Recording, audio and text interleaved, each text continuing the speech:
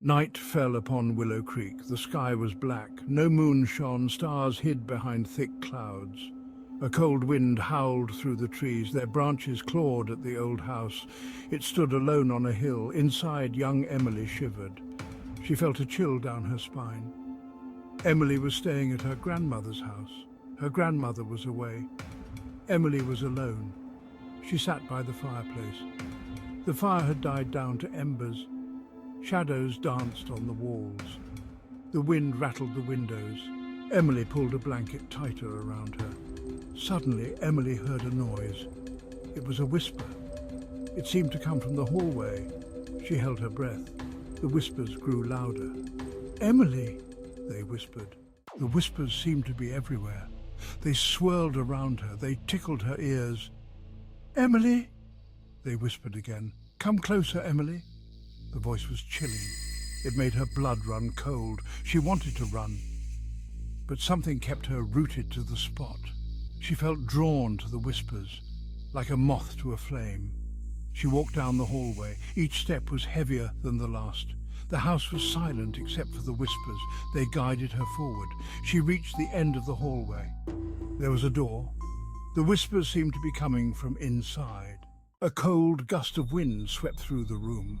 The candle in Emily's hand flickered violently. The shadows on the walls danced wildly.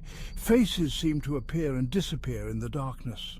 Emily gasped. She thought she saw a figure standing in the corner. It was tall and slender. It seemed to be draped in white. Emily's heart pounded in her chest. She couldn't breathe. The figure moved. It glided across the room. Emily stumbled backward. The candle went out, plunging the room into total darkness. Emily scrambled to her feet. Emily knew then that she wasn't alone. There was something else in the house with her, something unseen, something supernatural. She knew it was a ghost, the ghost of Willow Creek.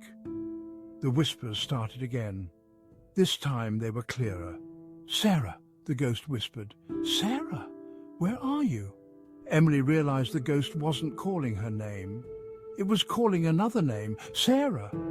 Who was Sarah, and why was her ghost haunting Willow Creek? Emily had to find out. She searched the room. She looked in every corner. She opened every drawer. She looked under the bed. She found nothing.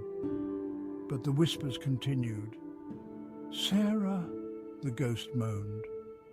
"Please, come back to me." The voice was filled with sadness. Emily found an old trunk in the attic. It was covered in dust. She opened it. Inside, she found old photographs and letters. They belonged to a woman named Sarah. Sarah was Emily's grandmother's sister. The letters revealed a tragic story. Sarah had lived in Willow Creek many years ago. She had fallen in love with a man named Thomas. They were supposed to get married, but Thomas died suddenly. Sarah was heartbroken. She never recovered. She died soon after. She was buried in the garden behind the house. Emily realized the ghost wasn't haunting her. It was haunting the house, searching for its lost love. Thomas. Emily went to the garden. She found Sarah's grave. She whispered a prayer for Sarah and Thomas.